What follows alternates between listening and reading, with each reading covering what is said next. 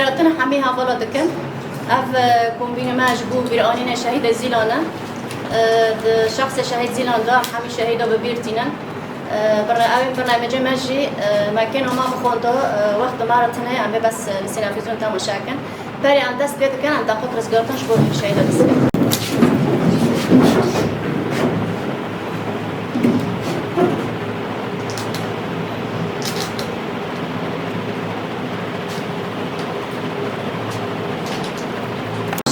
برسن هافولا هانا دار هانا كونو بشتي سينافيزون رو برسكنا تيلتك بدن أبيك ديسا جبال السوزية من آلقية شهيدان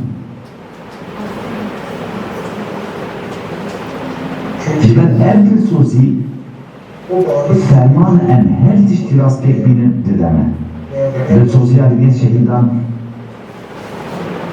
جبون ما هرمارا بيك آنينا راستيه السريدة فرماني ددامة أم إخانتي للخانة وحتى داوية هذا كاري لأركن خاخدي دركن أد وصية الشهيدانة والجيعاننا ويجيبوا مشاكل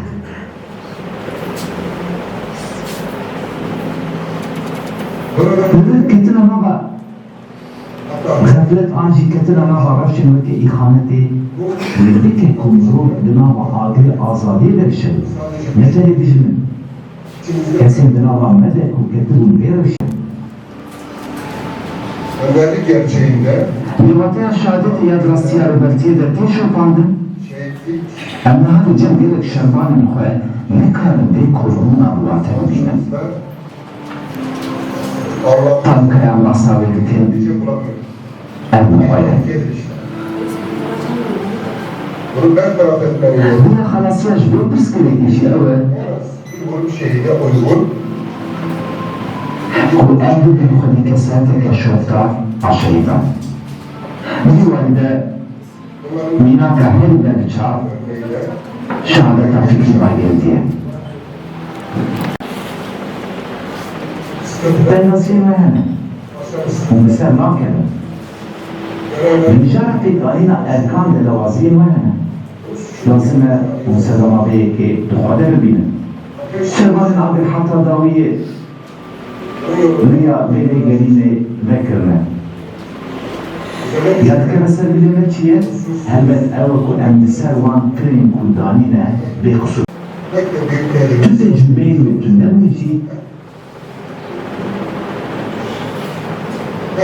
Brezilan.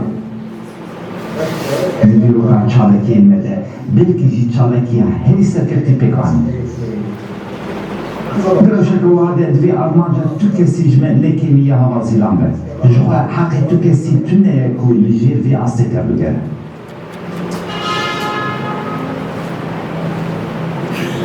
Eger zmirov bala xabide ev daxwaz ji bo me fermane. Em derde ku şokdarên vêne. Efte çuvatê li gorî şertê vê fermanê. Eğer em ciddi ve morali bilen bitegeçine ketera jibel am agri helikim khasilijmin ve kesin hile karşı şotin. Loma rojen wahada mesfaha aheri muwate ebe. Dilvisen hebrezilan deji evi şarihane. Çizle beraber emin gori da khwazin en feudal kemalist unduniye temegel. Yani lazım en tüccari haber hatta lazım hundidil meciye xwada hatta da yejvovan cinaxatin. Eğer dili mücadele hundidil bin eğer dili vejbo şeydan ne bide wedeni hune misakara berbaji ezejwen gomam beli rawasteji ev biserkara tiştayvan dibinici pekanina verasiye lama dili endülsoziya ve ajbo bediroki ve her ajbo paşaroje ve keminnetariya mazın ajbo şeyler habibine tekas teslim لازم أن تيوسيان بين التاريخ مثل كفتنة تاجدارك بدأ دلوقتي أن سوزا ملياردارية سكفتنة بدن مثل دي أساسي أن جارك دم باورنكو هون لسر هي مسؤول سكفتنة ودو سوزي على جال شهيدان على شربلن بك باوري أما أوكو هون تيوسيان بأركب جيبنا لإرادة وزانيست ومشوغرية سركفتنة خبيكين أستا بارتي وين وآتش وينه اگر دنجارة روح و حفاظة تاكتيكي ده ليس سركفتنة باش فين بكن اگر امريا نشر ليس سركفتنة بواتر بكن وين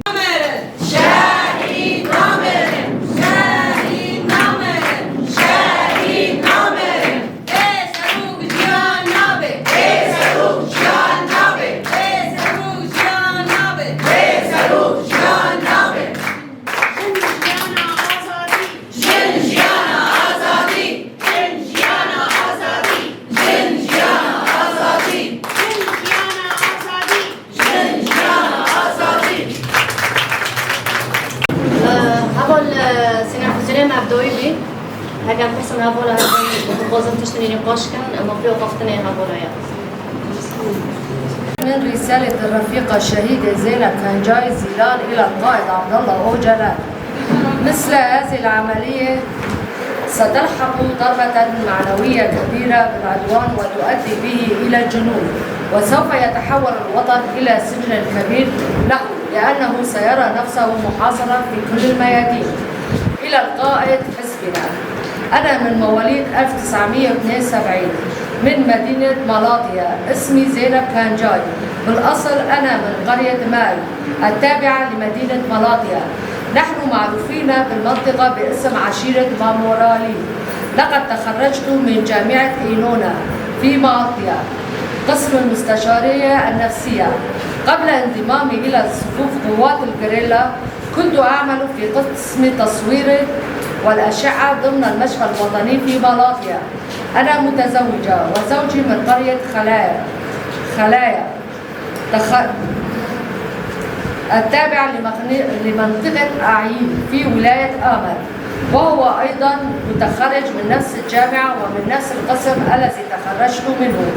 وقعت أسيرة بيد العدو عندما كنت أقوم بفعاليات الجبهة عام 1959 ميلادي في مدينة أدنى. الوضع المعيشي للعائلة متوسط الحال. البنية الاجتماعية للعائلة متأثرة بالتقاليد الإقطاعية، ومن جهة أخرى متأثرة بالتقاليد والمفاهيم البرجوازية الصغيرة الكمالية. لقد ترعرعت في أجواء حرة إلى حد ما.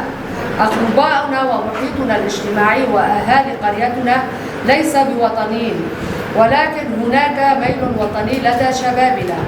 أخوتي وأخواتي يؤيدون النضال. عائلة زوجي أغنياء من الناحية الاقتصادية، وهي عائلة ذات بنية إقطاعية ولكنها ليست وطنية. لقد تطور اهتمامي بالفكر اليساري والقضية الكردية عندما كنت أدرس في الثانوية. لقد تعمقت في أمور الحياة خلال هذه السنوات، ولكنني لم أتبنى أي نهج سياسي.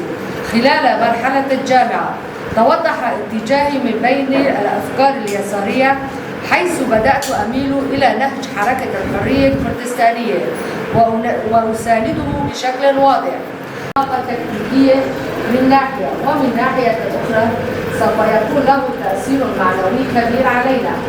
في هذه المرحلة التي حاول فيها العدو أن يقوم بعملية الاغتيال ضد قائدنا والوصول إلى النتيجة بهذا الشكل، فأنا أفضل الرد عليه سوف يكون مثل هذه العملية. مثل هذه العملية ستلحق ضربة معنوية كبيرة بالعدو. قواتنا المحاربة سيكسبون المعنويات وستقوى مقاومتهم وتشتد عزيمتهم، وكما أن العدو والصديق معا، والجميع سوف يفهمون مدى إرادتنا وقرارنا بصدد القضية. وعلى هذا الأساس فإننا نوجه رسالة ونؤكد مرة أخرى بأننا جاهزون من أجل تقديم التضحيات اللازمة على طريق الحرية من خلال تفجير أجسادنا كقنابل وصرخة شعبنا من أجل رغبته في الحرية إلى كل العالم، ونقوم بدور الطليعة من أجل تطوير مثل هذه العملية الفدائية من قبل شعبنا في المرحلة القادمة. كما أن هذه العملية تعطي الوتيرة والطاقة والنشاط الكبير لحربنا في كل مكان. إن هذه العملية تحمل كل هذه المعاني، قائلا إنني أرشح نفسي من أجل القيام بعملية انتحارية.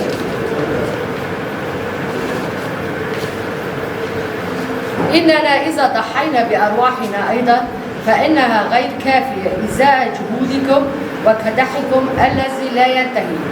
وحبذا لو كان هناك أشياء أخرى نضحي بها غير أجسادنا. لقد خلقتم شعبا من جديد من خلال نضالكم الجبار. إن وجودنا هو نتيجة لجهودكم الإبداعية. أنتم ضمان الشعب الكردستاني ومستقبل الإنسان كله. حتى حياتكم التي تعيشونها تمنح الشرف والحب والشجاعة والإيمان لجميع أبناء الشعب الكردستاني وللملايين من الناس المرتبطين بكم حتى الموت.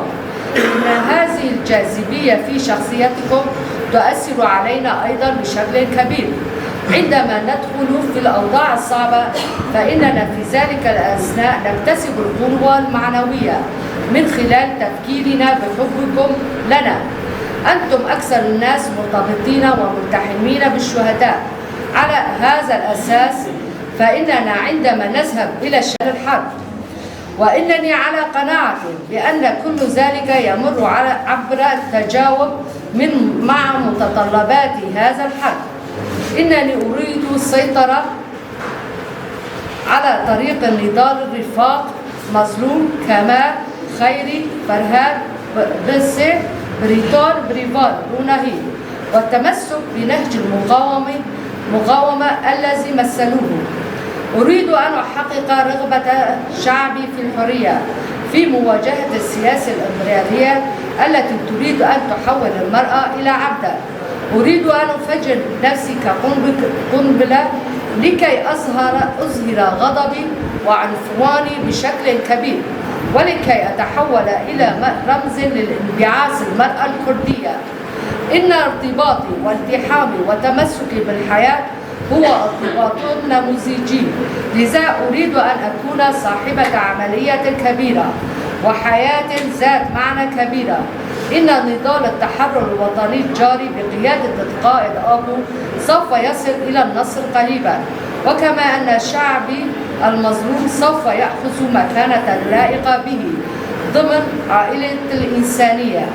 على هذا الأساس أريد أن أبين مدى التحامي وارتباطي بالقائد أبو وشهداء كردستان وجميع قوات الجريلا والجبهة والرفاق في السجون والشعب الكردستاني وجميع الإنسانية.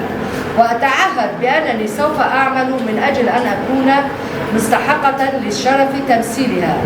إن ارتباطي بهم والتحامي وتمسكي بالحياة النموذجية، لذا أريد أن أترجم ذلك في عملية كبيرة تكون مسجلة في سجل الخالدين.